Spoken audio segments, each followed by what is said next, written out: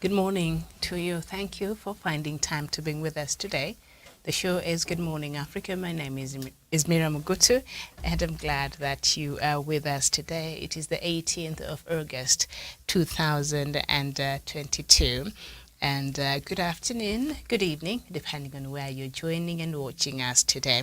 Let me just bring us up to date with the latest headlines this morning from the local newspapers here in Nairobi, Kenya, and then we shall start our conversation. The main headline on the Star newspaper, Kalonzo Weta, battle for speaker positions as Emir changes strategy. Hopes to front Kalonzo for top National Assembly job. That story is on page 4 and 5 as the two are keen to owe independence to their camps. And then by-elections off. Commissioners wanted me to alter results, says Chebukati. That story is on page 2. And then the main pictorial is that of Deputy President William Ruto and Raila Odinga. I think yesterday they met their teams. Top lawyers in Raila battle to overturn Ruto victory. And that story is on page 6. No room for exclusion. I'll bring all on board. That story is on page 7. Court quashes CJ's gag on presidential petitions. That story is on page 9. The Standard newspaper, the main headline, they wanted to force a runoff, says Chebukati. Independent Electoral and Boundaries Commission Chairperson Wafula Chebukati accuses 4 commissioners of impropriety and reveals the difficult choices he had to make towards the end of the polls process, which has prompted him to postpone all pending elections. That story is on page 2. The battle for key house jobs, that's also is on page 4 and 5. Ruto outlines how he plans to govern. That is on page 6. Why voter turnout was Raila's Waterloo. That story is on page 8. Magoha says school calendar won't be altered. That story is on page 7 on the Standard newspaper. We turn our attention now to the Daily Nation. The main headline, IEBC turns into a farce as bosses trade accusations.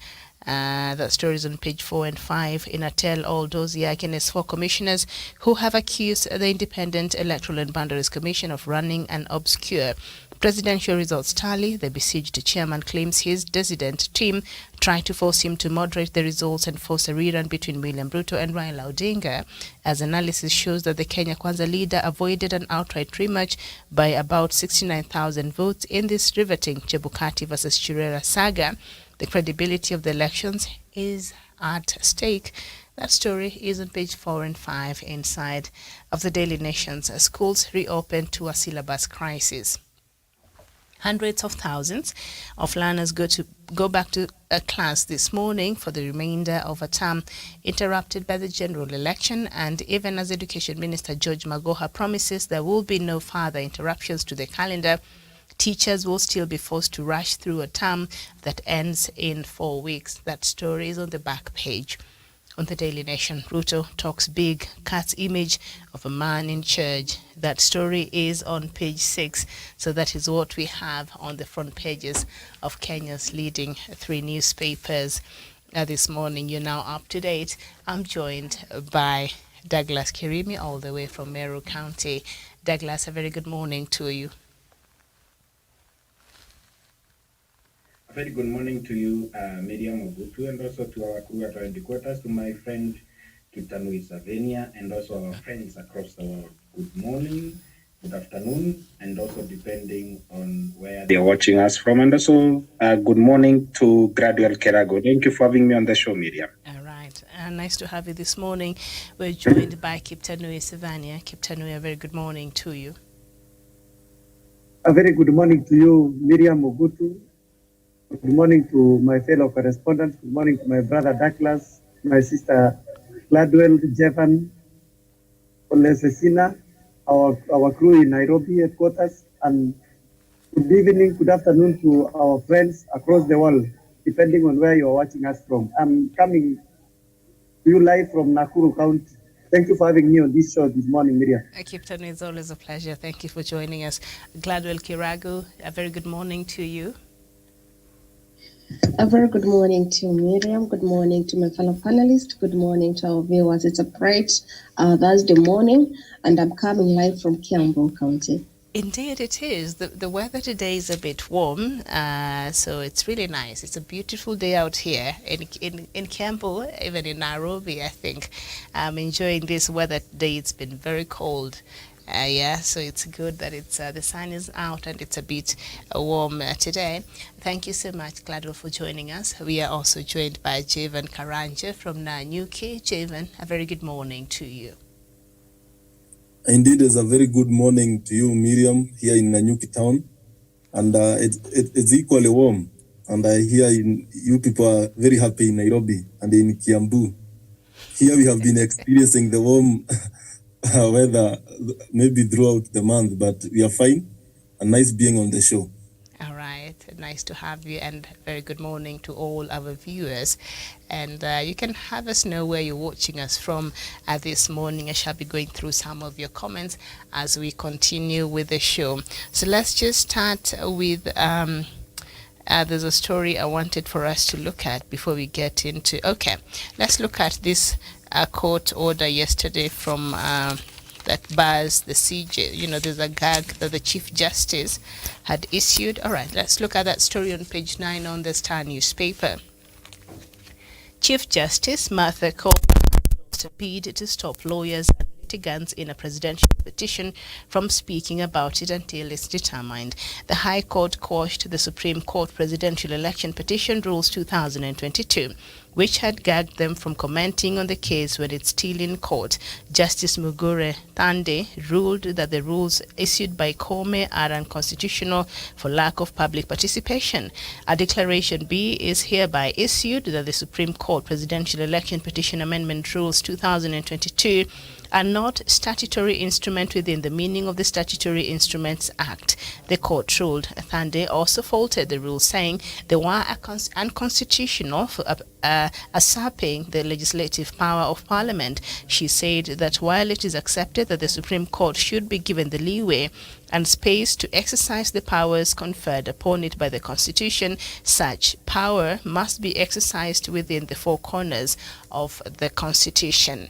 I find that in making the impugnant rules, which contain a penal provision that is enforceable by the court, the Supreme Court went beyond its authority and usurped the law-making role of Parliament, the court ruled. The court said Article 94, Sub-Article 1 provides that legislative authority is derived from the people of Kenya and is vested in and exercised by Parliament at the national level. So in a nutshell, what Chief Justice Koome had said was that when should there be, well, now we know there's going to be a petition in the Supreme Court. She had said that nobody was supposed to talk about it. Once that case is filed, it can't even be discussed in the media. And I remember I had a serious problem with this. And knowing our democracy the way we are and the way Kenyans are, we're really invested in the politics of this country. So that gag was not auguring well, I think, even with the larger Kenyan public. Douglas Kirimi, I don't know, what is your opinion on this new ruling from the High Court? Thank you, Miriam. And you also put it very rightly when you said that when the Kenyan people or the Kenyan populace, remember, even people who are running in 2027 have already started their campaigns. Kenya is such a highly politicized country. And remember, coming with a gag through the media or any other medium that we can be able to talk about this election petition that is going to the Supreme Court, imagine Kenyans on Twitter not getting an opportunity to create memes over those petitions. Imagine Kenyans on Facebook who not create videos. Imagine Kenyans on TikTok who not mimic the Supreme Court proceedings and all that. I think we've gone through a lot of problems as a country. The high prices of cooking flour, unga prices are high. There are no jobs in the country. There's no money. And there's no circulation of money, even with the intense campaigns that have been witnessed in the country.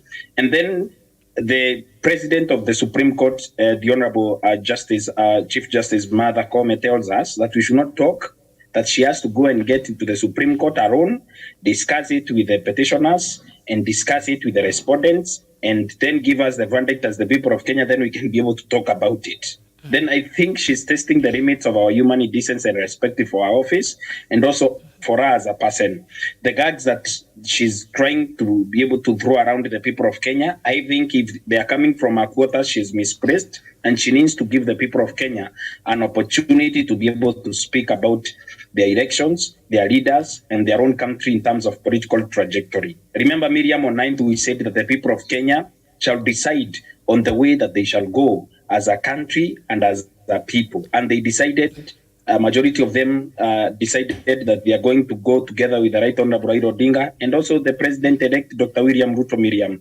So at the end of the day, if the case is taken to court by the Azimio la Umoja, One Kenya Alliance against President-elect Kenya Kwanza's former presidential candidate, President-elect Dr. William Ruto, we have an opportunity as a people to also discuss and let it come out. We need to also hear what Kenya Kwanza says, what their supporters are saying, what Azimio la Umoja are saying, and also supporters of Professor Jakoya, and also Pastor Mwaure. We need to also have an opportunity to discuss the issues in the court of public opinion.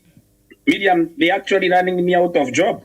What should I be doing as the proceedings are going on at the Supreme Court? I think Mother Kome is also testing my limits as a person, and also as a person who is committed to making a good living in this country. So my opinion is, Miriam, people should be given an opportunity. What is she afraid of? She has the court. She has already arranged the judges, and Kenya Kwanza is also going to prepare to respond to the issues that will be raised by the petitioners, and then we'll have a verdict from the Supreme Court of the Republic of Kenya on the same media. Thank you. I wonder if the Chief Justice Martha Koome really thought this is something that was going to work out well with the Kenyan public. And as much as I do understand perhaps where she was coming from, a lot of these things that are said, especially in the court of public opinion, she said sometimes, I don't know if it's supposed to affect the proceedings of that case, because I believe our judges are professionals, and no matter what is said, I want to believe they decide on a case based on the merit, and the evidence presented before them, not based on what anybody is saying out there. So I don't know, whatever it is that people discuss, because we know Kenya and the freedoms that we are enjoying right now, this did not sit very well with a lot of Kenyans. I don't know how she thought this would work out. And also we saw in 2017 when information was being managed so tightly, and even the results. Remember, the media were not supposed to say some things, publish some things, and that really only acted to just foment some anxiety and some unnecessary tension. But you see, in this regard, until the last minute that we saw whatever happened, I think Kenyans were calm, because you were told you could access the forms there and you could do your own tallies. And because of that, there was a perception that was created of openness. And so Kenyans were at ease. But the minute you start constricting us, I think it just takes us back to where we came from many, many years ago under that rule. And a lot of us who had a bit of understanding of what was happening in that regime, and many others, I think you will get a fight back. So I don't know how CJ Koome thought this was going to work.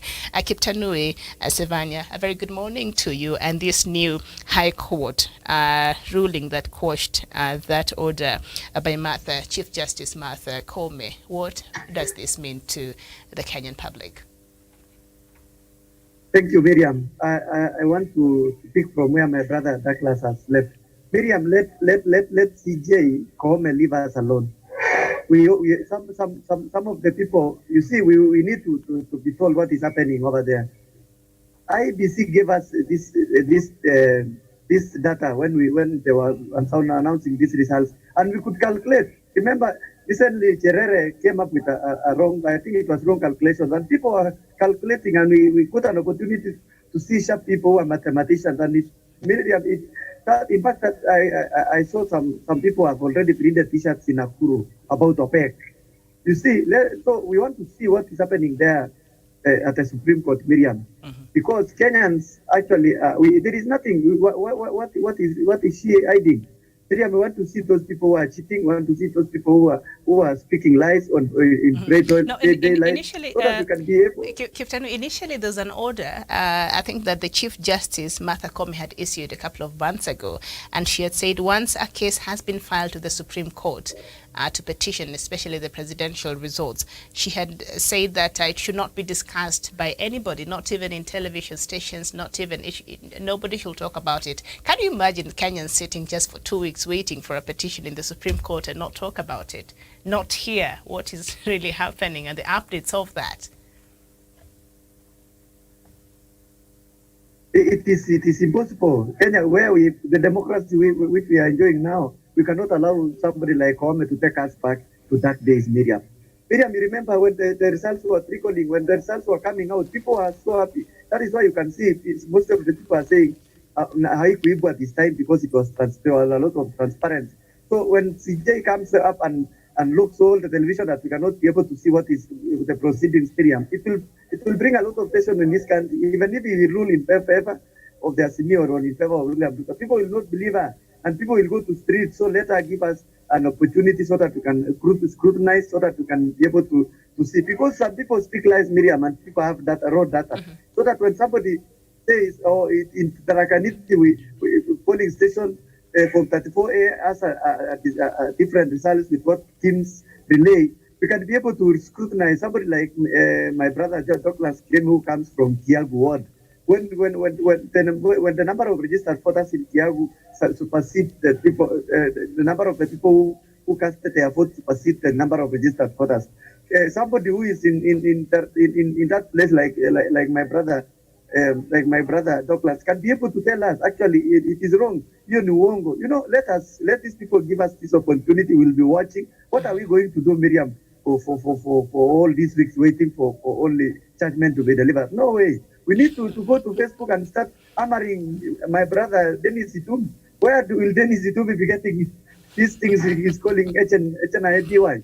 So let these people give us this opportunity. Thank you. All right, and I think at this point, starting from when this appeal will be filed, we'll see a lot of lawyers. Kenyans, we can turn into anything, and we'll see a lot of us now knowing the law. Just 2 days ago, we saw a lot of us now being mathematicians. Now, we'll see a lot of lawyers out here trying to interpret the law whichever way. But I don't think that should affect anything that is going on at the Supreme Court, because those are people who are trained, those are people who are qualified, the judges are professionals, and so I don't think how any of that affects each other. Gladwell Kirago, a very good morning to you, and what are your thoughts on this new High Court ruling that quashed that order by Chief Justice Martha Koome? Thank you so much, Miriam. And I'm laughing because, as you said, Kenyans, we can turn into anything. I mean, in Kenya, we got people who got a mild political degree, and they're doing so well. So you can't tell me that Justice Koome said that we can't discuss. What will people be doing waiting for a petition for all those days? I mean, in Kenya, people with the politics, they're inseparable. For instance, during the election period, we got people who know nothing about politics, but they could argue like you, they're political analysts. So, Miriam, I don't think that one will work for Kenyans. It's very impossible, Miriam. And if she tries to do so, Kenyans will find themselves discussing it, because Kenyans, we can turn into anything. For example, current, as you said, we are lawyers already who are telling us what will happen, and maybe somebody's just doing something like engineering. She doesn't even have a clue, but currently she or he has. So, Miriam, I don't think that one will work for Kenyans. Not this country I know of. No. And not after this far we've come with these freedoms that we are enjoying. I think Chief Justice Martha Koome, I don't know, she was just testing the waters and see if this is something that will just slide off. And of course, during the voting, majority of us were polling agents. As somebody from Nairobi knew how votes are not being secured in Nyeri. You wonder, you're here, you don't even know what you're talking about. But they will tell you with a lot of certainty. But that is our nature. We like getting involved, and I think it is a good thing. It is a good thing that we are not passive. We are very active and we are involved in the matters of this country, at least a majority of us. Jevan Karanja, good morning. And I think we were having this conversation with you, Jevan, after Chief Justice Martha Koome issued this this directive, but now it has been quashed by the High Court. Your thoughts? Thank you very much, Miriam. And we, as the panelists who have weighed on this matter before me, they have said very clearly that as a country, we have gone through a very tough journey of fighting for freedom of expression, freedom of association, and some freedoms that we enjoy in this country. And freedom to information is guaranteed in our constitution, is something that should not be denied to any Kenyan, unless the information is a threat to our national security or a threat to our neighboring countries. But if the information is good for public consumption, then it should be given to public. I don't know why Mother Koome want us to be in the dark when they are discussing this petition. We want all Kenyans to be on their TVs, as it happened in 2017. We were glued in our televisions, and we learned a lot. Many Kenyans don't know a lot of issues concerning elections, but given a chance to watch these proceedings live, they understand what works, what doesn't work, what needs to be done, and this will help Kenyans to be enlightened and to know more about this election. And this will open Kenyans' eyes so that in future, they might be able to notice an electoral malpractice, and they'll be able to report it even before, maybe even prior to elections. And that is what we need as a country. For a democratic space to grow, we need to have access to all these kind of proceedings and information. We want to know which side has the best lawyers. We want to know, to feel the argument, how these lawyers will be laying their cases, so that when a judgment is made, Kenyans will know that truly this was a very nice proceeding and we anticipated this and this and that. So Kenyans understand this is where this team made a mistake, this is where this team had a mistake, and Kenyans will know and they'll be able to agree with the final ruling. But something judgment that just comes from nowhere, Kenyans will start resisting. Even these politicians, Miriam, if they hide these proceedings from Kenyans, they will use it for their political mileage. If there will be a nullification of the results, those people in UDA and Kenya Kwanza, they will blame the judiciary. This is why they hidden this proceeding so that they can be corrupted by Azimio. The same way will happen. If Azimio loses this case, Miriam, they will turn it to their political, they turn it around to for their own political mileage. And that is, we don't want that for our country. Mm-hmm. Thank you. Okay, so we all agree. Let's protect all the freedoms that, we have and enjoy. But of course, I think there are laws in place. In media school, I was taught about a contempt of court. Even as I am reporting or talking about matters that, for an active case, there are things I can't really say, and the information I can't really divulge or share. And so we already have laws that govern even the media, as far as talking about these cases that are still active in court is concerned, so that you're not found in contempt of court. And those laws, the safeguards are there, so I don't think there's anything to worry, Justice Martha Koome. Kenyans are involved. I don't know how you're going to deny them not to talk. And as you've said, I think even from the last petitions that we have heard in the country, it was an opportunity for us, the rest of us who are not lawyers, to learn so much about the law.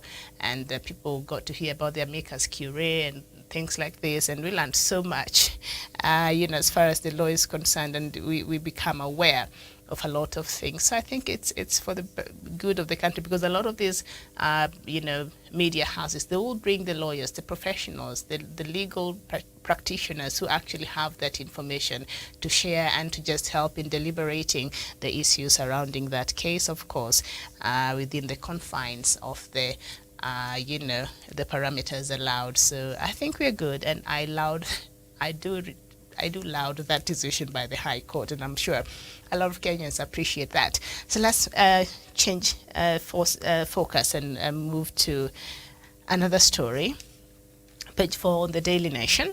Electoral Commission Chairperson Wafula Chebukati yesterday broke his silence, accusing 4 of his colleagues who disowned the presidential election results of unsuccessfully pushing for a runoff, further aggravating the fault lines at the divided agency. In a statement a day after the Independent Electoral and Boundaries Commission IEBC officials disowned the presidential results, announced their boss, Mr. Chebukati, claimed they had wanted him to declare that none of the candidates hit the 50% +1 mark to secure the first round win, and which would have forced a runoff pitting the 2 leading contenders. In the elections held on August 9th, Mr. Chebukati declared William Ruto a president-elect. This meant Dr. Ruto narrowly avoided a runoff with 69,000 votes, and of course, I'm trying to skip the figures there, I think, but right now we have interacted with these figures enough. And Mr. Odinga, of course, rejected the results, terming them a nullity. Yesterday, Mr. Chebukati, in a 5-page statement, dismissed his 4 colleagues' accusations before throwing the spanner in the works with the claims of their unsuccessful bid to demand a runoff. Mr. Chebukati said the 4 commissioners, Vice Chairperson Juliana Cherera, Francis Wanderi, Justus Nyangaya, and Irene Masit, made the demand at 3 p.m. on August 15th, minutes before the 4 walked out and addressed a presser at the Serena Hotel, and before Mr. Chebukati declared Dr. Ruto validly elected. So this drama that we see now unfolding at the electoral agency, first of all, it's not good for this country. I wish these commissioners don't come out and talk again. They've said they have a case that they're willing to go to the court to be witnesses. Let them be quiet and wait to do that. And Chebukati, because this back and forth within this commission, I think this might be the tipping point in this country. So, but that is just my personal opinion. Douglas Kirimi, what are your thoughts on this drama unfolding? Miriam, I also don't believe Wafula Chebukati in as much as the statement by the 4 commissioners was full of, I believe, propaganda and I believe falsehoods. But there was some sense of truth from their end. And also for Chebukati to go on live television and say that the commissioners were asking him to go and alter the results. The buildings where Chebukati was conducting the election are full of CCTVs. Can he bring us the footage or maybe provide that evidence? Because, Miriam, these things do not happen in isolation. I do not want to see the kind of drama that Mr. Wafula Chebukati is treating the country to, especially himself and the commissioners. If one of them is saying the truth, or both sides are saying the truth, Miriam, it's about time we know what transpired. But if they have nothing useful to say, let whoever is going to court go to court, because they are doing more damage to the credibility of this election. Remember, for this election to hold, it has to be free, transparent, which I feel now it lacks from the commissioners and the IBC chairman himself. It has to be verifiable, which I believe that the commissioners have said that it cannot be verified, because in the end, we have to have a free, transparent, and also a verifiable and democratic election. This election cannot become democratic, verifiable, free, and fair if Mr. Wafula Chebukati and the commissioners continue answering each other through acres of newspaper pages and all that. But at the end of the day, Miriam, if the commissioners feel that Mr. Chebukati did a wrong, if Mr. Chebukati also feels that the commissioners were also wrong and they lied to the public and they also took an oath of office, I believe they have other channels to execute the same, and also do not go to the court of public opinion. It is only in the court of public opinion where we have 2 winners only, Miriam. Because if you seek justification, you will find it. Before Chebukati spoke, we had the commissioners who went to the court of public opinion and they were vindicated and they were called heroes. The following day now, we have an hero in the name of Mr. Wafula Chebukati, who now has also come out to throw the commissioners under the bus. The commissioners drew their chairman and the results under the bus, and that is the court of public opinion for you.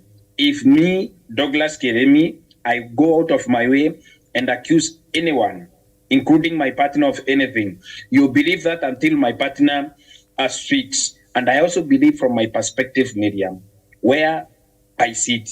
We have a lot of problems because of one single story. The danger of one single story is very dangerous because the commissioners are going to go on live television again and execute a single story and round up the same story to the minds and also thoughts of the people of Kenya. Then the commissioners will also come again to Chebukati. This back and forth is not important, like you have said. If Chebukati committed a wrong, the commissioners need to file a report with the police or any other relevant authority that can be able to prosecute Mr. Wafula Chebukati. If Mr. Wafula Chebukati feels that the commission has been let down by the two commissioners, he has a duty, a moral responsibility to go out of his way and make sure the commissioners pay for their blatant lies and falsehoods and propaganda and innuendos that they were selling on the other end of the television. If Mr. Wafula Chebukati today has anything against his four commissioners, Miriam, people that were reading the way he was saying that they were reading results in turn on live television for over 4 days, it is the same man that is going now to throw them under the bus, but right free and through the accepted legal channels. If he goes again to the court of public opinion, I will continue deeming him a man that I've said is a joker, a man that I've said that he understands the law as a lawyer, but he has also decided to throw the law under the bus, the way he has thrown the commissioners and also the way the commissioners are doing. This back and forth does not help anyone because Chebukati is seeking justification from the people of Kenya. The other day he painted himself as a saint. The commissioner said that this man is not a good person. Now Chebukati has said these commissioners are liars. They won't tell me to alter results so that we can force a runoff. These commissioners are saying that the reports that we have today is that these results are not the results that we wanted announced as a commission. Now, Miriam, the court of public opinion is not going to help anyone. We need to prosecute these matters amicably and also within the confines of human decency and respect for each other. Chebukati has also served this country as a commissioner over 3 presidential elections that he has been able to preside over. And now a time has come for him to also leave the commission not in disarray and not also without ceremony. He needs to handle things like an elder. We need to also, at the point that we are today, Miriam, we cannot afford what Chebukati is doing or any other person. The opposition now, the pre-assumed opposition, the Azimio or Umoja One Kenya Alliance, have handled their issues very well, and also the accusations that they are going to argue in court, that they have not even called for mass action or they have not called for disunity of their supporters. They have told them to remain united and remain calm. Chebukati is not doing the same. The commissioners are not doing the same. For our own country, for the betterment of our country, and also for the peaceful transfer of power, so that we can move from one administration, because President Kenyatta's administration has finished their term of 10 years. We want to also move to another term of another president. If we are going to court and we are going to go back to elections, then go to elections peacefully, vote for another president, and get sworn in. Another friend of mine told me something, Miriam, that I want to also let the people of Kenya know. If this election is said to be in December, December is going to come. If this election is said, William Ruto is said to be sworn in on 30th of August, William Ruto will be sworn as President of the Republic of Kenya, and he will remain President for 5 years. So no matter which way we walk as a country from where we are today, away from the innuendos, propaganda, and falsehoods that are being peddled by the commissioners and Mr. Chebukati, because Miriam, if Chebukati is very serious, he needs to be able to prosecute it within the right confines of the law and also the right channels without going to the court of public opinion for a man of his stature and caliber as a chairman of the Independent and Electoral Commission of the Republic of Kenya. For the commissioners also, I have nothing to write home about, Miriam, because what they are doing today is not even informing the public, is misleading the public. They need to have also filed a report to the police or any investigative agency that can be able to investigate Mr. Wafula Chebukati and vice versa. And for us as a country to move on, remember, it is always too dark before it is dawn. Anything or whichever way we go, whatever path we choose, we are going to have a new administration that shall be in power so that we can move on as a country, build a better country, and also build our lives as a people, because no president is going to put food on your table, including governors. Thank you. All right. Thank you so much. Very well said there. Captain Louis Savania, this back and forth between the commission and its chair. I don't know, what is your thoughts?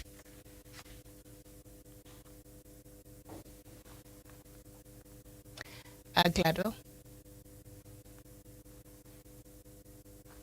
Miriam, the picture that is being displayed by these two, because now there are two category of people, the commissioner and one now being the chairman, who is Wafula Chebukati, I think is not a good picture for the public. I mean, for the commissioners also to come and say it live, I think there was a better way to use it than involving Kenyans. Miriam, I've told you there's something that unites Kenyans is something politics. And with the way they're actually coming out and helping us, as a country, we can't help them solve the misery that is there. But there's the right channel. I thought we were normally together on every other issue, but politics is what divides us. No?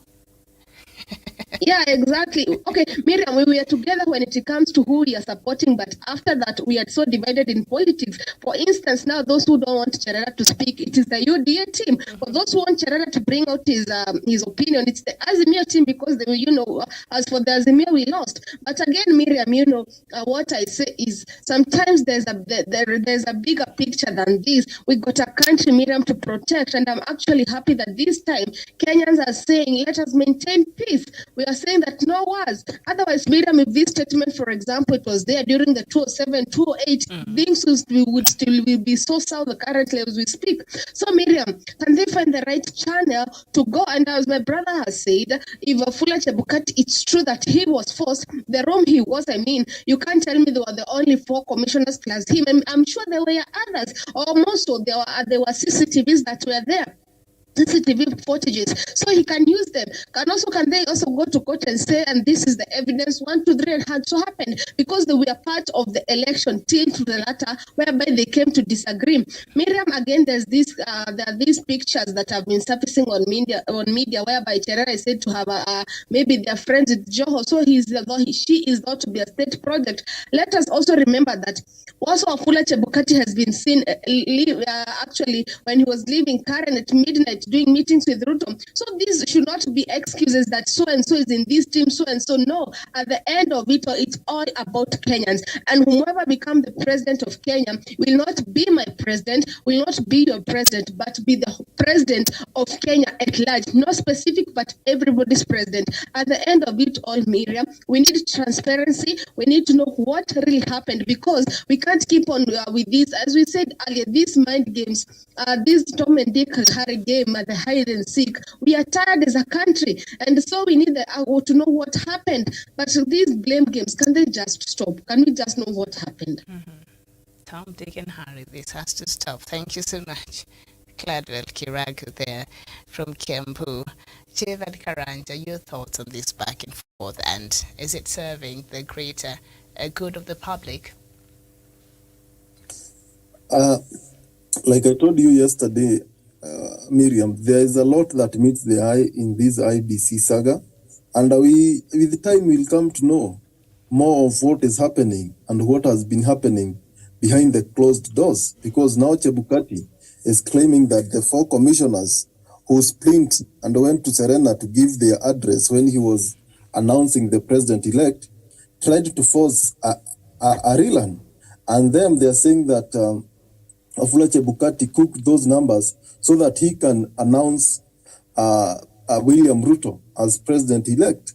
Therefore, we need to know between the two sides, the Wafula-led side and the Juliana Cherera-led side, which one is speaking the truth, which one stands for the people of Kenya. Because what I know at the end of the day, there's one divide that stands for the people of Kenya, there's a stand that stands for the democratic space of this country, and the side that upholds the rule of law and constitutionalism. And maybe after the Supreme Court judgment, then we'll come to know which side was speaking for the bigger interest of Kenyan people. But it stands now, Miriam, this IBC is something that need to be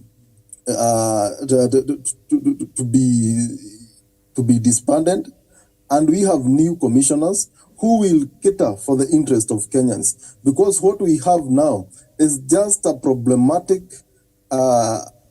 institution claiming to be independent and standing for the people of Kenya. But when you look around, there are hundreds of issues that has been raised by various political aspirants who are running in 2022 general election. Therefore, to some extent, you wonder whether the independent in the IBC stand for independence or incompetence, because the kind of things that we are seeing coming in that institution makes us wonder whether it's really an independent commission or whether it's an incompetent electoral and boundaries commission, because the kind of stuff they are doing really gives tilts their reputation in public eye. Nobody now trusts IBC. Nobody trusts Chebukati. We don't know. We are not even sure whether to trust what Juliana Cherera is saying. And I think that is why we need to go to the Supreme Court so that we can know who is speaking the truth. But as it stands now, Miriam, and I have emphasized this, the problem in IBC is a problem that we have cultivated, is a problem that we have watered as Kenyans to be where it is now. We had time to rectify this mistake. We had time to change the commissioners. We had time to streamline the IBC, but we slept in our job. Even as Kenyans, even as ordinary Kenyans, our registrators, all of us are to blame because of the misfortunes and kind of behaviors that we are seeing in IBC. And it's a wake-up call to all Kenyans. This country belongs to all of us. This country is not a monarchy or a property to an individual. It belongs to all of us, and we are caretakers. We are stakeholders in this country. Therefore, if something goes wrong, and we had been watching. We had been hiding our heads in the sand, pretending that everything is all right. Then we are asked to swallow the bitter pill and accept that we made a mistake so that in future we can rectify. Because if we had waked up Miriam and condemned IBC and said that because this IBC has committed an irregularity in 2017 elections, we should not allow it anywhere near our electoral system, then we could have done justice to ourselves. But because we slept in our roles as watchdogs of the commissioners and the independent institution in this country, then we are ourselves to blame. But I think there's still time to work so that in future we avoid the kind of occurrences that we are seeing coming from the bombers of Kenya. Thank you. Okay, thank you so much. And I was watching, I was reading through a news item yesterday on the BBC, and they were able to do their own tallies of the figures that were given, not the percentages. And even in that, according to this news report by the BBC, there was a mistake. The tallying was not adding up to the number. I think it was, the number Chebukati was giving was over by, I think, 110 or something like that. Not so much, but it was not adding at the end of the day. Figures are stubborn, yeah. So anyway, but that is it. Kiptanui Savani, your thoughts on this issue between the IBC commissioners and now their chairperson, and how it is playing out in public? Thank you, Miriam. I'm sorry for that technical itch. Miriam, there are so many things that has come through, and I don't know, Miriam, why is it that when things go wrong, we go to personal life and we dig so deeper to personal life of some of the people. Miriam, Cherera has not made any mistake of becoming the staff at Mombasa, at the county government of Mombasa. There is nothing wrong if she's the wife to Hassan Joe. There is nothing wrong. It has come to my mind that, Miriam, we are actually doing character development of people. We are castigating people based on whatever they are doing. It is wrong. This country is headed to a wrong direction. We condemn people on their social life, of which, Miriam, social life is not something to joke about. Miriam, we are the authors of these problems, and I want to say in this election this morning that Kenya, all Kenyan leaders, all the legislators, all of us are the authors of these problems. And if this country is going to problems, we cannot blame anybody, but we blame each other. Miriam, I want to say this with a lot of reservation. When the Jubilee government took power in 2017, they had no opportunity of rectifying the problems that they occurred that led to the nullifications of their elections. one of the fundamental things, one of the things that the court found out about Chebukati is that, in fact, Chebukati narrated and he confessed himself that the IBC is not ready to conduct any other elections. What happened? Recently, the government recruited the 4 IBC commissioners. So the people who are in power, Miriam, who have high power ranking, after taking over this country in 2017, they had no business in future generations. Let me say this without fear of intimidation. They had nothing. That is why you see the president-elect William Ruto started actually in 2017, immediately after they won the elections. They convened a meeting in Serena, and they started actually planning for 2022 without even minding, Miriam, that Chebukati, you let us use that competent commission, and we are coming now here crying. Miriam, I don't have kind words to say this morning, but we are the authors of this. How many times have you people in this panel? I've been watching you before I came to be one of the panelists here. Since they have never missed even one show. How many times have you people in this television you've been warning this country that Chebukati and his commission? How many times is Dr. David? He has been saying this thing. He recently said these things were not even printed in Greece. And because we have our Uncle Miriam, and I don't have any kind words this morning to tell these people, Miriam. And Miriam, if you are not going to rectify this, I assure you, God willing, we'll be here in 2027, and we'll see the same irregularities. Thank God we are not at war at the moment. Thank God Kenyans are tired. Thank God Kenyans are watching these things, and Kenyans are tired because they are sleeping hungry. They don't have food. They are depending on hand, mouth. Miriam, you just go, you sell your njugu so that you get something to buy unga. When you go to buy unga, you buy it at 230. That is why nobody actually could have gone to the street to demonstrate. So we are the authors of this, Miriam. Thank you. Okay, I hear you. Kiptanui. Yes, indeed, Kenyans have so much to think about and to worry about right now. And yes, that brigade was led by Douglas Kirimi, and saying that Chebukati is not really suitable, because think about it. The nullification of President Uhuru Kenyatta's first win in 2017, and it was nullified on the grounds that the election was not free, fair, and verifiable. So that in itself was an induction.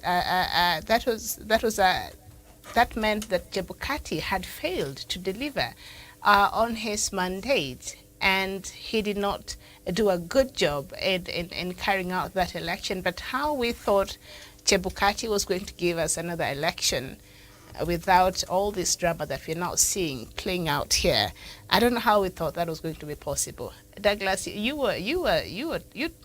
we all talked about this, but I know you're very passionate about this matter, and you said it over here with Dr. David Matanga also as well. All right, so I see Douglas.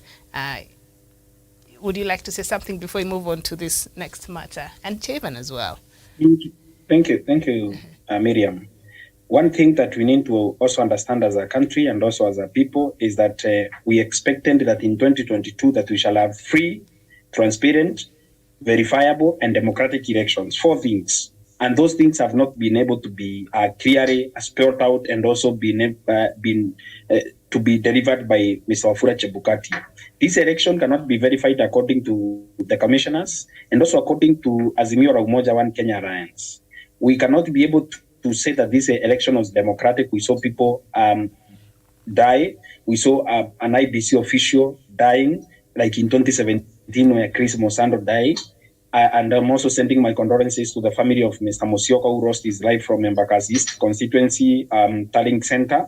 And also, we did not see any democratic tendencies or tenants being displayed in Kirinyaga, Narok, where people are being battered by rungus, and in Mombasa and in Kakamega, people have not voted. Here in Meru, in Nyaki West, people have wasted millions of shillings, and they cannot be able to vote for their leaders that they can be able to go to and resolve their issues. There was a promise that on 23rd next week on Tuesday that they are going to vote, and they did not vote. That is not democracy, Miriam. It is not a democratic process.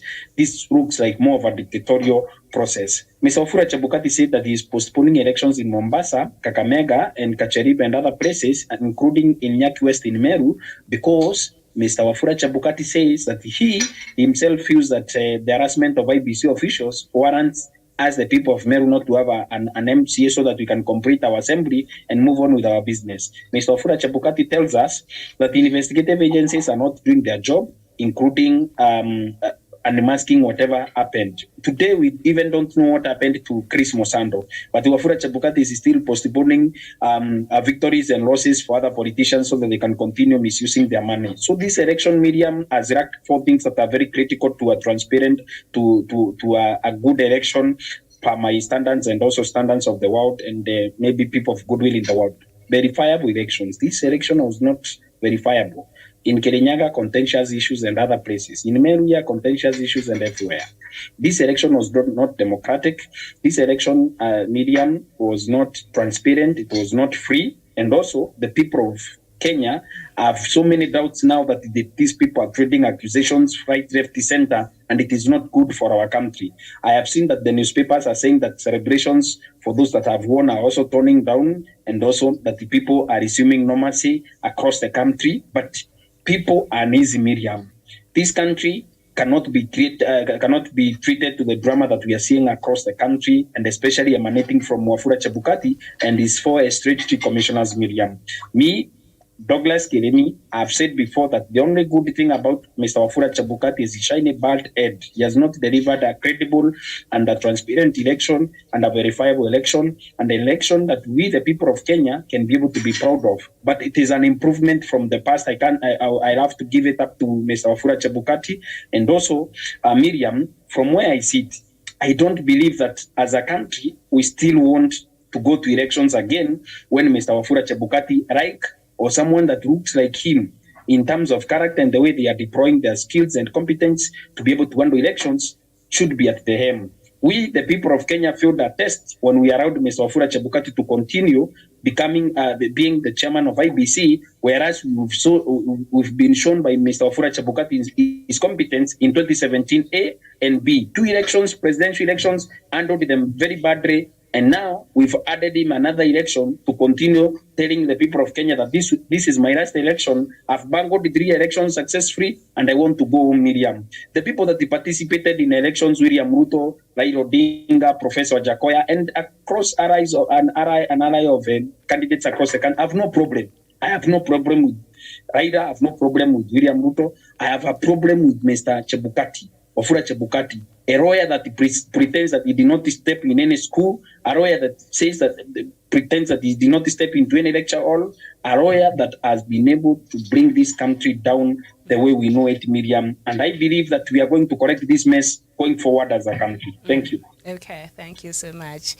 Yes, indeed. A 2017 nullification of President Uhuru Kenyatta's first win. I think that was a clear indictment on the skills and ability of Chebukati, I think, to steer as the head of the IEBC. But I don't know if we could have gotten a different chairperson by right now, if things would have been different. But we know even with the previous chairman, because we've only had men, maybe we should get a woman on that seat. I don't know if it'll make any difference now. I'm pulling the gender card, but even them, they had similar issues to deal with. It's politics. So one side will always feel like it's not being served properly. So I don't know how we're going to get it right as far as IEBC is concerned. But, like you reminded me about, these elections that were postponed yesterday, Chebukati, in that letter. He said some officers are being intimidated and now there's some fear and all that. So there were some elections that was not able to take place with the rest of the elections that happened on the 9th because of some logistical problems and mix-up of ballot papers that was experienced in this country. Elections for the first time in the history of us having a democratic election and voting. So I don't know what is up with that. But also, now he has postponed that. So these are elections that this commission that is now divided is still expected to oversee. And should the court rule, because we don't know, the petitioners are still piecing up the information before they file the appeal at the Supreme Court. But by any chance, should they have a case and Supreme Court nullify President-elect Dr. Ruto's win? It is the same commissioners, it is the same commission as it is currently constituted that will be expected to take care of the election. Should we go there? We don't know if that will be the case, but should that be the case? How do you see this playing out, Javan?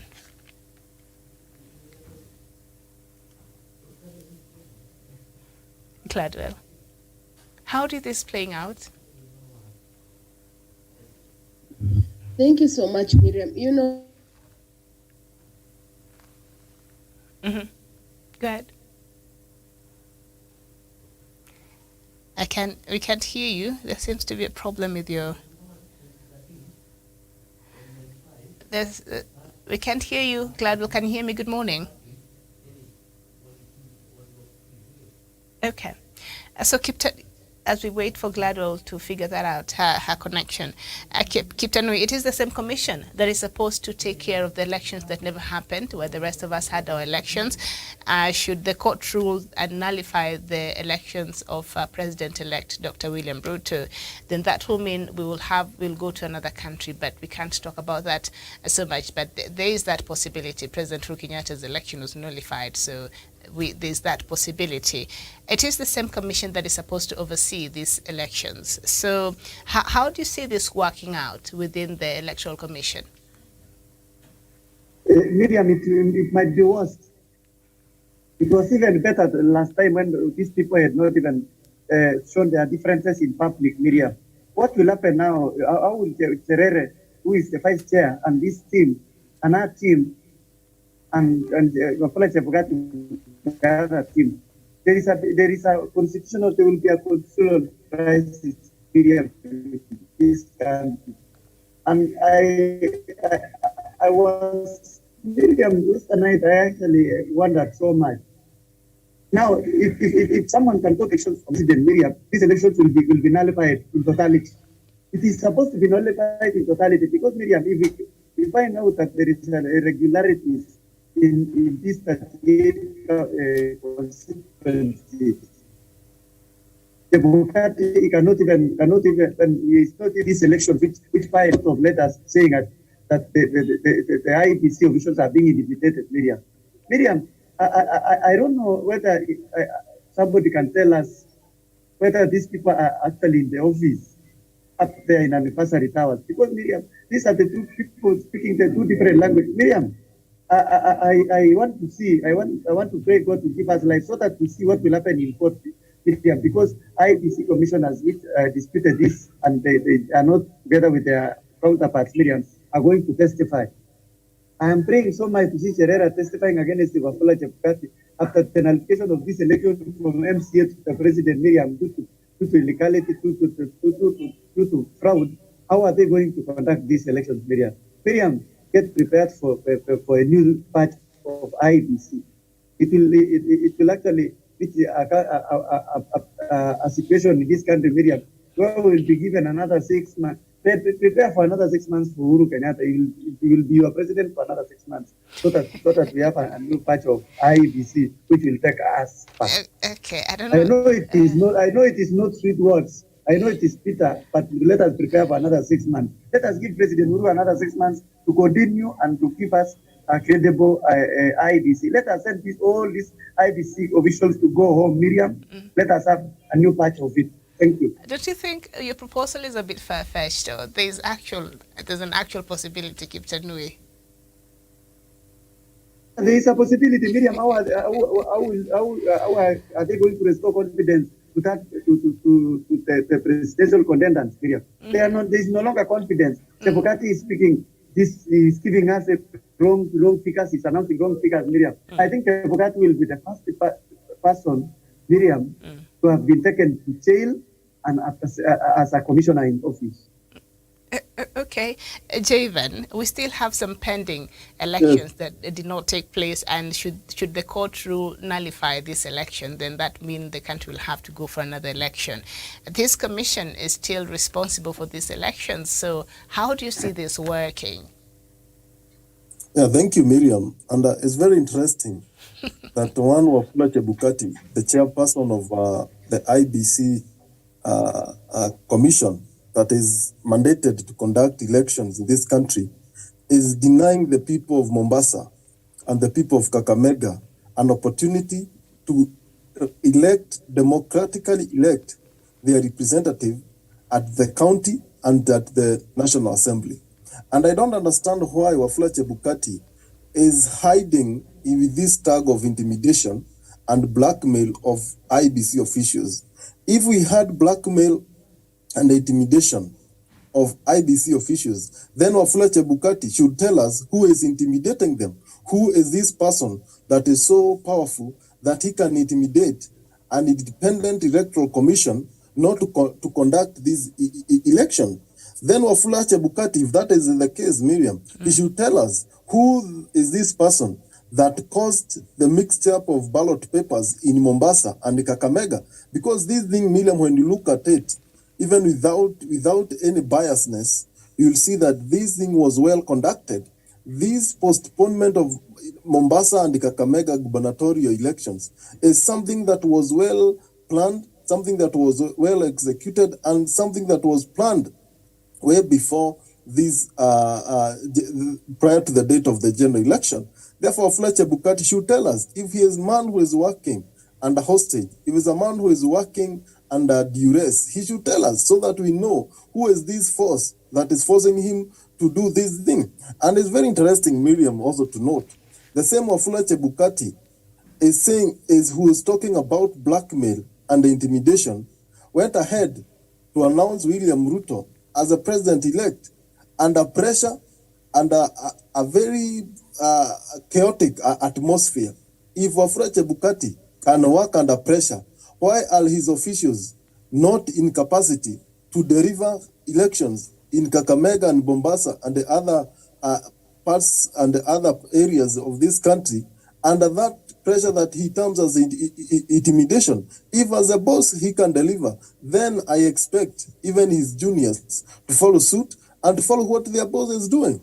This issue, Miriam, is something that is planned, and I think Wafula Chebukati, to some extent, is trying to extend this issue, buying time so that if we have a nullification of the presidential ballot, then we can have politicians now go in these areas where we have not held the elections and use that opportunity to popularize their candidature again, because we might have another election. Therefore, Wafula Chebukati, Miriam, when you look at how he is conducting his duty, how he is running the IBC, you see a man who is reading from somewhere. This is not the original Wafula Chebukati. Someone is directing, someone is guiding Wafula Chebukati on where to step and where to stop and what to do and what not to do. And I think with time, Miriam, Kenyans will know that Wafula Chebukati didn't deliver a credible election and is a man who works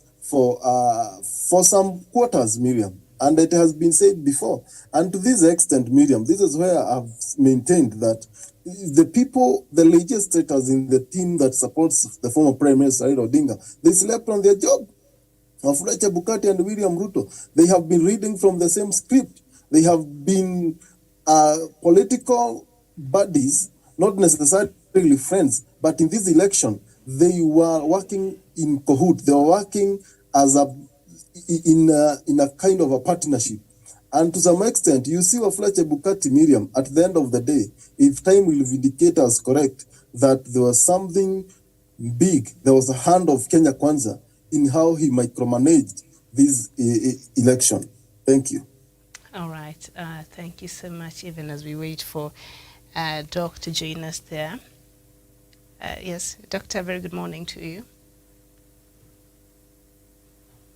Thank you very much. First of all, good morning, Miriam Okoto. Good morning, all of you, Japan, Gladwell, Tawish, and the rest of you plus in the headquarters in Nairobi. Thank you very much. I have listened to Karanja and all of you. I am very happy that we have been vindicated, Miriam. We have been vindicated all over this set, television. We have been vindicated. We don't have any more problems with God at all. God will judge us not harshly, and the true history will not judge us harshly, because we said it as Karanja has just Germany has said. The MPs in the parliament who are allied to root to Raila Odinga and President Kenyatta stepped on the job. They should have not allowed for 4 years. Dr. David Matsanga and Miriam and others, I have been telling you that, look, Kemkati should not handle your vote anywhere. At times, I encountered heavy criticism, including being called names as a Ugandan refugee. Go home, go and do this. Fine, thank you. Now you have seen the fruits yourselves, you Kenyans. You have seen the mathematics. The mathematics add up. The mathematics of this guy, even if you go to IABC website and you add up the marks of Chebukati, the numbers don't add up. So you tell me when the numbers add up, when you are in hell or heaven. But the only thing that I want to tell Kenyans is that don't lose hope, William. Don't lose hope. We have gone to court. I am also under one organization, a global organization, East African Regional Organization that does also human rights recording and it observes the elections. I'm in it. We are embedded. We are filing our application tomorrow. We have gathered all the evidence. And if you go to my Facebook, some of them have posted them there. We are going to explain the criminal enterprise that was embedded in IEBC, that siphoned the money, that took the money for printing, for printers, how printers were got, how the Smartmatics company was procured, how Chebukati and the timings of Safaricom movement of Mr. Chebukati on that day. We are going to bring all that evidence to the court. How Chebukati told people, even when you go to the website of the portal of IEBC, Medium, the same time, the last post that Chebukati made is still there. You can't take it because other people have also held it. You see, you can't now rub it off. Did you know that, Miriam? It is in the Kim Kids. So that's why Wafula Chebukati, Miriam, has refused to give us API, which is an interface. He has refused to give an interface, application processing interface. The application processing interface of the Kim Kits or the BVR will indicate who tampered with the BVR, where, how, when, what time. And that is all. We want the court to make a decision. If Ruto and his agents were not involved, we want to know who actually tampered with the BVR kits. Who put there the figures? If it the owners of mathematics. That's why Americans are running here now. You see, they are running here with this big plane here threatening people. You have to be careful, you people, Kenyans. If the owners of smart are the ones who planted the figures and they refuse to give Kenyans API, sorry, Miriam. Sorry. They refuse to give Kenyans an API. An API is the root. Excuse me, is the root, the application route that the Kim kids moved and ended. Mr. Chebukati cannot erase the one at 827. Look at it. It is stuck there. When he left Bomas with 32 constituencies, 8 constituencies, did not come back till 11. On the route again, the car left, his phone moved. The phone moved towards a location which I cannot disclose here now because it's a scene of crime as we speak now. They left that place and they came down. They appeared 3 hours later to meet Madame Cherera and the group with already done documents for them to sign. And they said, no, we are not signing. So, Miriam, in a nutshell, there is quite a lot of drama that is shaping, a lot of drama that is taking place. 2, let's look at the mathematics. The mathematics of the vote.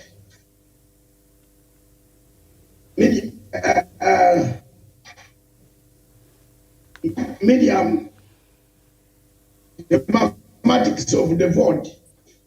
If you look at it, it can make you laugh up to you break your, you can laugh and break your ribs actually. I'm looking for it. I did the mathematics with somebody and I told him do it on a pen so that I can later on share with my people. I'm telling you people, it is a real mess that we got into ourselves.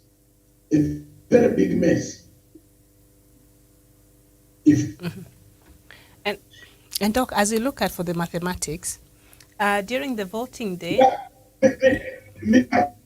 I've got it now. Okay. The total number of votes, of voters is 22,120,438.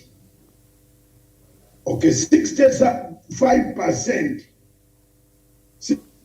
65.3 voted, and the 65% of 22,120,438 is equivalent to 14,446,750.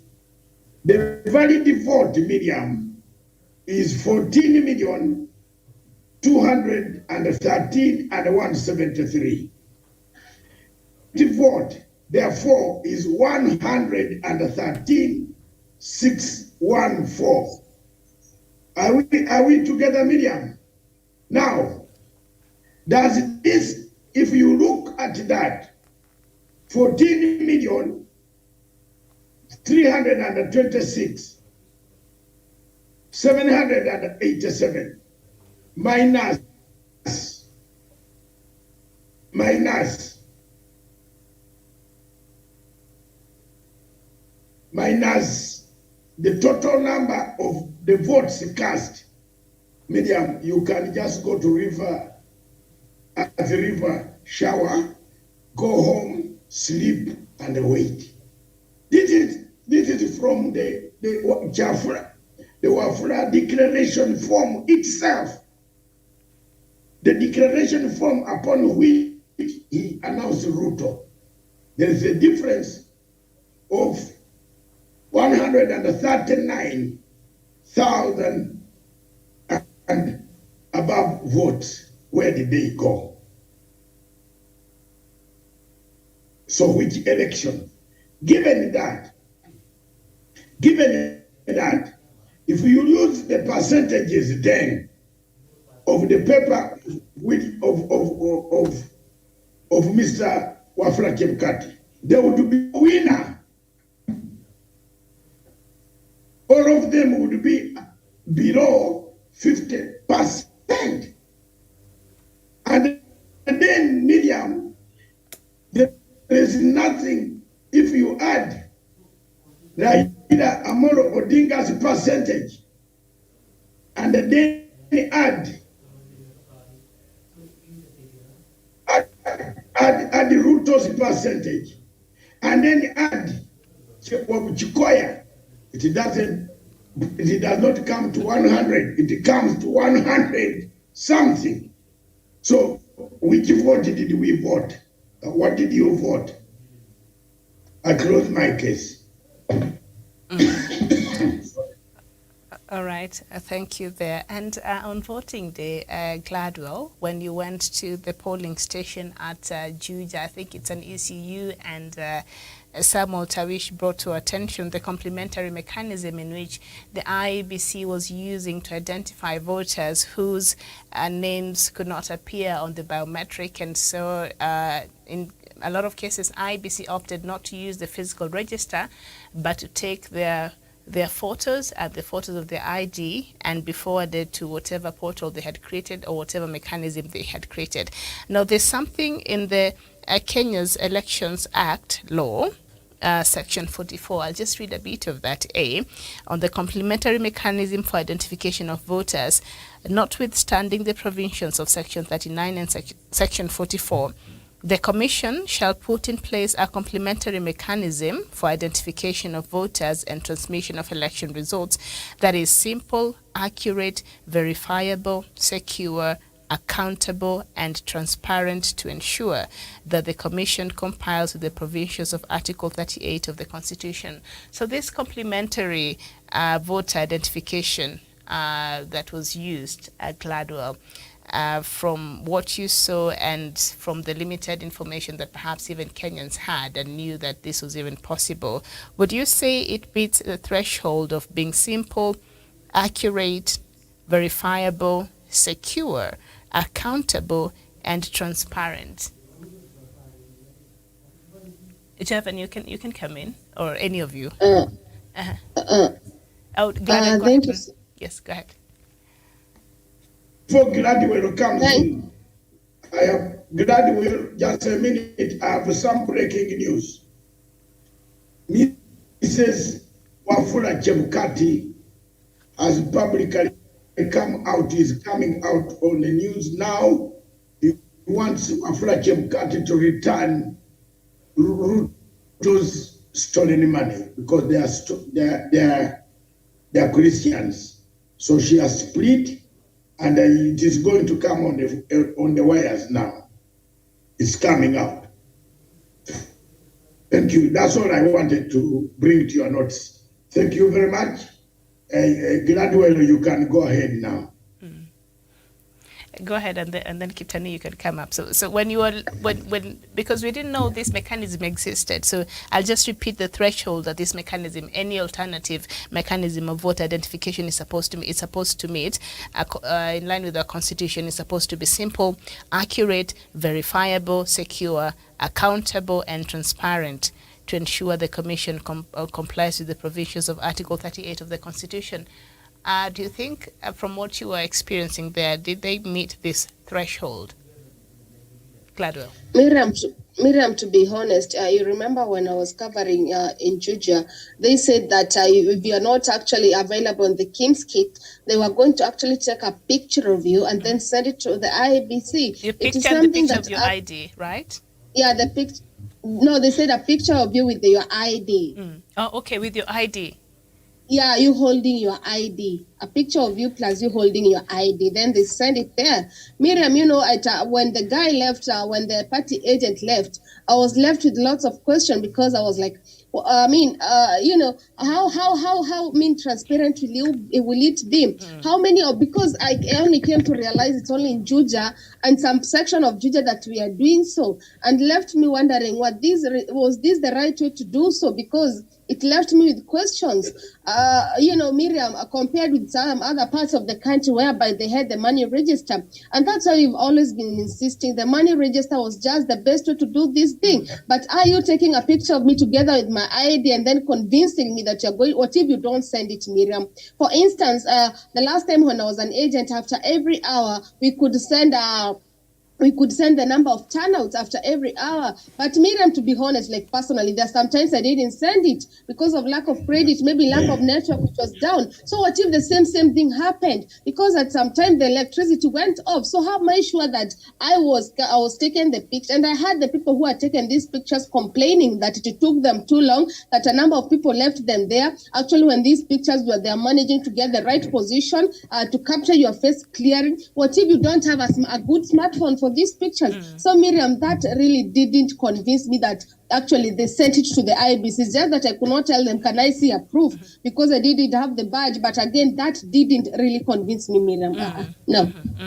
And of course, when we were having this conversation on the voting day, we wondered how many perhaps Kenyans who never bothered to go get their voter's card, who might decide to just show up at the voting station and say and insist, I am a voter, despite my details not been captured in the biometric, and so I'm here with my ID, so I might as well just vote. And then, because if the biometric cannot does not have your data, where is IEBC going to counter check that you're actually a registered voter? Because I'm assuming it is the same data that cannot identify you here that they're going to use to try to identify you against that photo and your ID that you're sending. And why was a physical register not present in all polling stations? I think these are questions Chebukati and his commission must be prepared to answer, even as we wait to see how this Supreme Court case is going to pan out. Kitanui, you wanted to say something, go ahead, and then Chairman, you can come in. Thank you, Miriam. Miriam, yesterday I actually met a friend of mine. He's called Pastor Uko, and we were actually interacting. And he told me he lives in Kivumbini. Kivumbini is some suburbs in this Nakuru. He told me he has a son. The son has a pitch. He told me my son actually came at 10 p.m. and told me some guys have actually come to request me so that I can take people to the governor-elect of this county, Honorable Santiago, place in Gata, so that they fought. And then he asked him, how are they going to vote right now? And yet the polling stations have not actually been open. And why is it that two people are ferrying people to somebody's compound to vote? And the son told him, I've just come from there. I've dropped some other guys. The voting is going on. You see? And then I asked him, are they being given this ballot? He told me no. The machine, the same BPR machine was stationed at this home. You are being ferried as a supporter. They just identify your fingerprints and you leave without being given that ballot paper the whole night. And then I left him. Miriam, in this Nakuru, I've done a lot of investigation, and I actually happened that people voted on this residence, and we are still following up this one-on-one. I know it is a dangerous path to go through, but Miriam, as long as the people of this country will get justice, we don't mind. Even if we sacrifice our life for that, there is no big deal. Miriam, there is a petition already in court challenging the elections, the outcome of the elections of the governor. You see, Miriam, 200,000 people just went to a polling station and they only voted for Susan Giga without voting for William Ruto. Is that not a ridiculous? How? How could that have happened? Miriam, there is something which is coming on my mind now, and I want to ask you for investigations to be done. It seems, Miriam, there were extra PPR, the thousands of PPR kits which were supplied to this country, Miriam, where people voted maybe in bush, and these results were transmitted through PPR to this polling to this tallying center, which compromised this election. And it is my prayer that we come to the end of this road, we come to the end of this habit of stealing this votes, Miriam, and we shall come to pass, Miriam, that somebody will be asking court, how comes the 200,000 people actually voted for you without minding even one of them voting for William Ruto, and yet you are in UDA, and yet 80% of your supporters were actually the supporters of William Ruto. And how comes if they were not voting for William Ruto, they didn't vote for Raila Odinga, Miriam? Are you getting that? I think these are the things that will come up. And let me now come back to what you are telling me, Miriam. Where I was voting, Miriam, the same.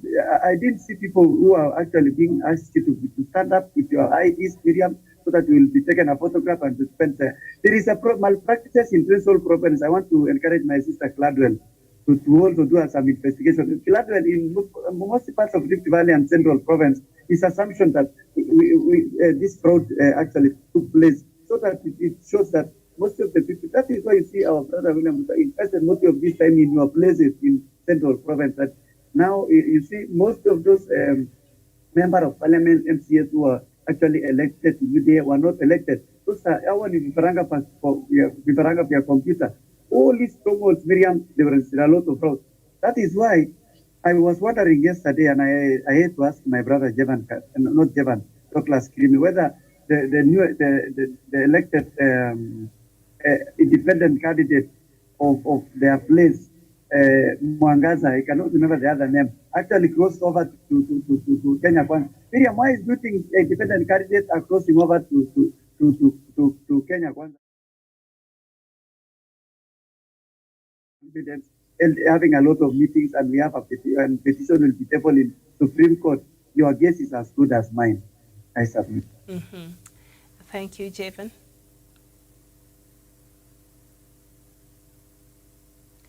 Javen, if you can hear me.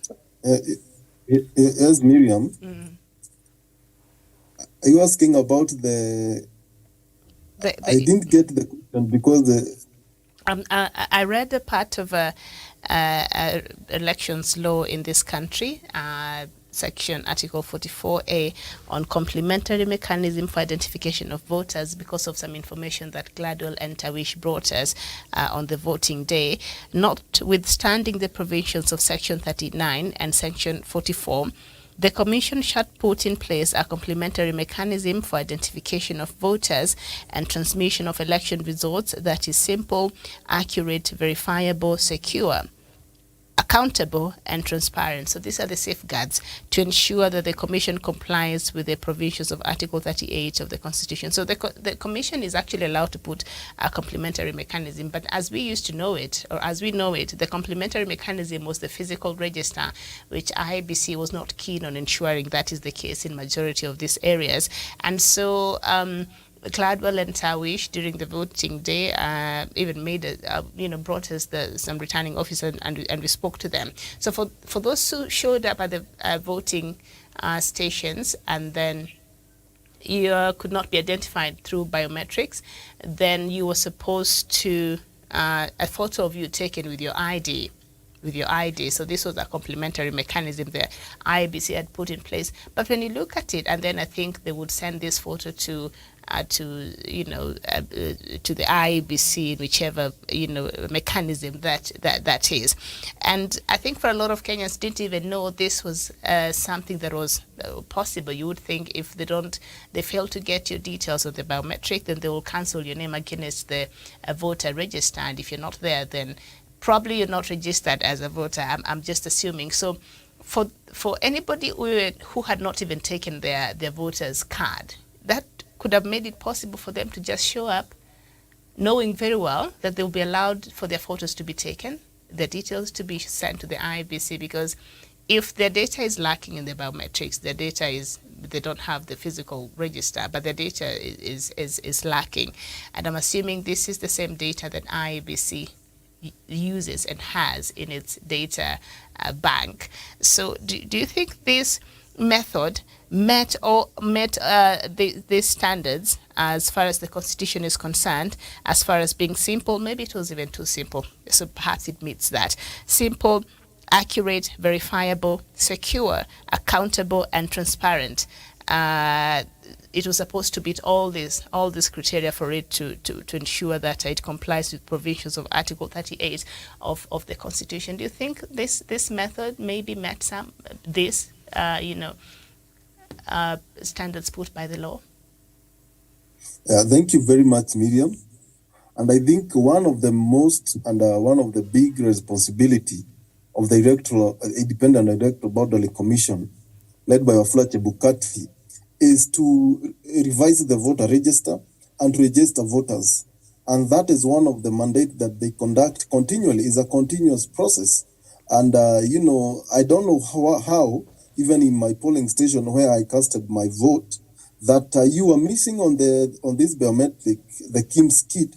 But when they look at, you send the details, you're allowed to vote and you go home. The question is, why is it that some name are missing this kit, but there was a notion that this name can be traced somewhere, I don't know from which servers, there at the IBC national headquarters. I think there was a lot of missing points and some gaps in the preparation of this election. And I think that's the reason why Wafula Chebukati and the Kenya Kwanza Brigade maintained on the use of this biometric and without the backup of the manual register. Maybe there were plans on how they can rig this election. And to my surprise, Miriam, when you look at these events, you notice that most of these biometric kits, they were failing in Mount Kenya region. And there were no rampant cases of these machines failing in what was perceived as strongholds. Therefore, there is more than meets the eye, and there is more that need to be investigated into this matter to know why these machines failed. And at the end of the day, some people are allowed to cast their vote. There are also claims that there are people who are given more than 3 presidential ballots. There is a lot of irregularities that was reported in this election. And I think it's high times Kenyans take this issue of elections very seriously. And if we can't have credible elections in this country, we do away with these elections, and we have a country, we have a leader who will not be elected by the people. We have a kind of a system where the leaders will stay in office until God deals with them, until their sunset days, because there's no need to go to an election, waste all the resources, waste all the money, waste your time casting your vote. Then at the end of the day, the person who works and who has the ability to buy the IBC wins the election. There's no need to go to that process at the end of the day. I think as we move on, Miriam, if we not work in our electoral commission, I think those people who are ambitious to be president in the future, they need to invest more on stealing from the public covers, and maybe investing more and having big pockets so that they can buy this commission. Because it seems in this election, to win and to be a president, you must commit an electoral offense. You must work in collaboration with the IBC officials. And I think that is very unfair. And at the end of the day, Miriam, because we are in a democracy, that we need to grow, a democracy that we need to upgrade to a level where we can go to an election without the fear of electoral rigging, then it's time that Kenyans comes out and we take part in ensuring that we have an electoral commission that meets the demands, that means meets the welfare of Kenyans, and a commission that will guarantee Kenyans credibility in these polls. But what we have now is a commission that is incompetent, is a commission that does not reflect the aspirations of Kenyans. And that is so unfortunate. And I think it's us Kenyans to blame and to carry the blame. Kiptanui has said that there are reports of people even having the ballots prior to election and marking them. And you see, all this, Miriam, happened in the so-called Mount Kenya region. And to my surprise, Miriam, I don't know why, and to some extent, I feel like even those people who are in Azimio, they slept on their job. Why didn't they invest much on having agents in the polling station? There are some polling stations in Mount Kenya region where Azimio didn't have polls agents. Therefore, when you commit such blunders in an election, and knowing the competitive nature of the presidential election in this country, then you might be outsmarted by your opponent if he manages to have agents, if he manages to have the IBC on his side. I think as we move on in the next dispensation, we need to have, if we will have an nullification of this election, we need to have the team in Azimio, they need to up their game and to match what William Ruto is capable of doing. Because if they let him to run the show at IBC, they will be beaten into submission, even at the repeat poll, because if they are not ready. And I think, Miriam, if sure Raila Amolo Odinga, a man who have supported twice now, is really and willing to lead this country, Miriam, he should also up his game and maybe trend in the same route that William Ruto is using, because we cannot have one man being advantaged and having control of everything, and yet we are claiming we are in a fair competition. That will not happen if we will not be granted justice as we move on as a country, Miriam. Then all of us as Kenyans, we should do away with this election and everyone be allowed to commit electoral crimes to get to position of power, because we cannot be having people who buy their way into office competing with people who are trying to fight for democracy. That to me, Miriam, is unfair, and I think it's high time as Kenyans we swallow the bitter pill, because we have allowed ourselves to be intimidated, to be held hostage by one Wafula Chebukati. Thank you. Okay, thank you so much. And of course, now as it is apparent, there's going to be a presidential the appeal for the presidential election petition. And we are waiting for, because Azimio said they will do that, and I'm sure other organizations perhaps would like to also be part of that. So the timelines, according to the court, the appeal should be filed, the filing petition challenging the election should be filed 7 days after the date of the declaration of results by the IEBC. The petitioner should be served. The petitioner serves the respondent within 1 day, that is 24 hours, time of filing the petition. After the time of filing the petition, response to the petition filed and served should be done within 4 days from the date of service of the petition, when the petitioner was served, and a rejoinder filed and served within 24 hours, that is within 1 day from the date of service response, and then interrogatory applications filed and served within 1 day, that is 24 hours after the date of filing the response of the petition, and then response to that interlocutory application filed and served within 1 day, date of filing and service of the interlocutory application. And then the step 7 is third party, a friend of the court, that is amicus curiae, and that application filed and served within 1 day after the date of filing response to the petition.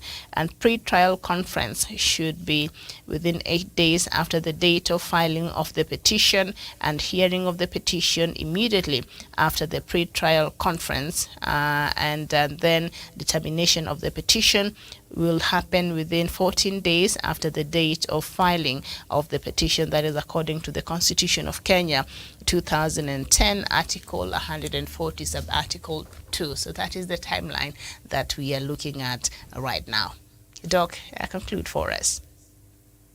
Now, I have sent something to I've sent something to Stephen. Can he play it there? Medium. one of the problems that create Africa and make Africa be talked about are elections. And if elections go wrong, then Africa cannot move. If Africa is to move, it must correct the type of elections that they conduct. I have been one of the few people on this continent who has said it all about elections in Africa. And I think it is high time African countries looked at their elections. What do they bring? What tension do elections bring? You can see the tension that this election has brought to this country, Kenya. Karanja there, where he is governor in Nanyuki, is not happy. Gladwell, where he is in Kiambu, is not happy. Kiptanui in Nakuru is not happy. Medium, where you are not happy. But you have been a happy citizen without hearing the word election. We were all smiling without hearing when the election word was there until Ruto imposed the election words on us. Election every morning. We have wasted a lot of time for years talking about the election of 2022. It has come, it has been muzzled, it has passed. Now, look at those figures. If you are ready now, listen to that calculation. Get your pen and enjoy it, or tape it, record it, Miriam, they give it to you. You go back and ask your younger man to calculate for you. Calculate the percentages of Mr. Wachikoya, Mr. this other so-called reverend gentleman who immediately becomes a Pharisee, a hypocrite, a Pharisee, arrives quickly and says, I will support Zakayo. No, a thief. I will support that tax collector. Even if Jesus is going to be hammered, I will support the tax collector. I like the version of Wachikoya. He has not spoken one word at all. You remember? He has gone to court and he's going to shock you. He himself is going to represent himself. He should, with all his 11 law degrees, he's overqualified. So, those are the type of people we want in Africa who stand by their word. He took part in an election. He saw the difficulties which a Pharisees ascribe the people who killed Jesus at that Ngano man called Waiga. I don't know why SK Macharia is giving the son money to earn to go and destroy democracy. If I was SK Macharia, that Waiga would be doing his, let them go and build a same studio with Ruto. Yes, because proceeds of hard-earned people should not go to Pharisees, our Pharisees, that I support quickly. Before you count the vote, you have run to support Pilate, kill Jesus, kill Jesus, kill Jesus. And if we are not careful in this country of yours, this evangelism, where Mrs. Ruto is telling everybody that this was a miracle, yet she is the managing director of all companies that steal money from Kenyans. God is going to ban us very badly. All of us. All the companies of William Samoei Ruto, Rachel Ruto is the managing director. I've not found any company of His Excellency Uhuru Muigai Kenyatta where Margaret is the managing director. You can check the companies of the family. But Madame Margaret is not a director. She is not in any of the companies. Some public PLCs companies. But a woman who preaches us to pick the Bible, that I picked the Bible when I was on Emirates, coming back home on 5th May, and I saw a vision that my husband was on top of everything. I don't want to say some words. My husband was on top. He's past. Yet you are the managing director coming from Dubai to get the money, to transfer money to Uganda, so that it is carried, ferried by car, delivered in Songoi, changed into Kenya shillings, distributed to kill Kenyans. Is that the type of politics we want? Let's listen to this tape now. Can we listen? How this math is not adding up. The registered number of voters in Kenya is 22,120,458 registered. 65.4% voted via Kim's kit. These are not manual. Via Kim's kit. 65.4% of these voted via Kim's kit. Remember kuna wenye walivotia manual. But let's leave manual for now. Let's just do this math na hii.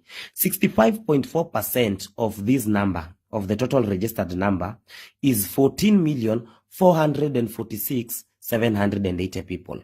Okay? Votes. Plus, now zile za manually. Okay? According to Chebukati, the results he announced were 14,326,787. This was the total number of votes that Chebukati announced. Chebukati announced these votes. Akasema, za candidate ni 14 to 13, na spoilt ni 113,614. Zote zikakuja hivi. Unaona? Hii namba hata haijafika enye ilikuwa kwa Kim's kit. Hata haijafika 65% of this. Na ukumbuke watu manual. Difference ya hiyo yote ndiyo hii. Difference yenye kwa Kim's kit ni hii. 139,993 votes. Plus zile za manual. Chebukati, where are these votes? Where are these votes? You just need a calculator and facts. Check.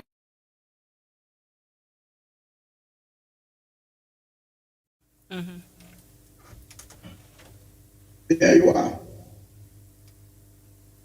I rest in my case. And I don't know whether you want me to say anything else.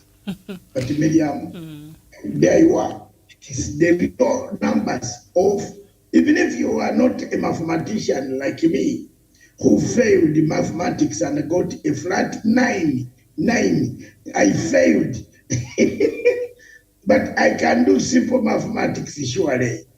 I don't want to tell a lie here on this online international TV that I passed mathematics. Nilianguka, mtihani ya mathematics. Nilianguka. But I did very well in other subjects. My East African Certificate of Education reads 2 distinctions. Distinction 2, 3 credit number 3, 3 credits, 2 passes, and 1 flat failure. Miriam, have you heard me? 1 flat failure. And that 1 flat failure was mathematics. So I don't want to pretend to be knowing much about mathematics to Kenyans. I failed it, but even if you add that mathematics of Chebukati, my pen, pick it, and you'll find the difference. So where this, we are helping even Ruto, maybe. Maybe we are helping Ruto. Maybe. Why is Ruto very annoyed? We might be helping him if the votes are found that there are more and they were not added to any of the candidates. Then let it be found and added. Why are they complaining?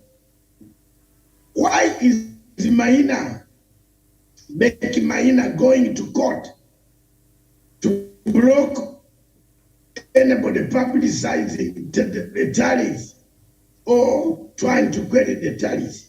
It's because they know what they did.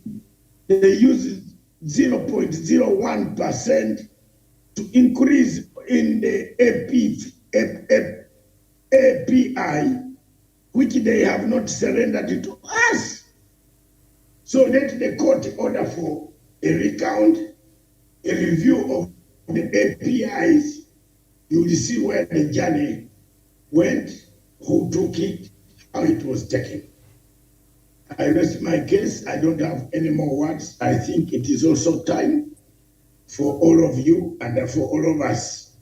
Karanja, thank you very much from me. Kiputanui, thank you very much from me.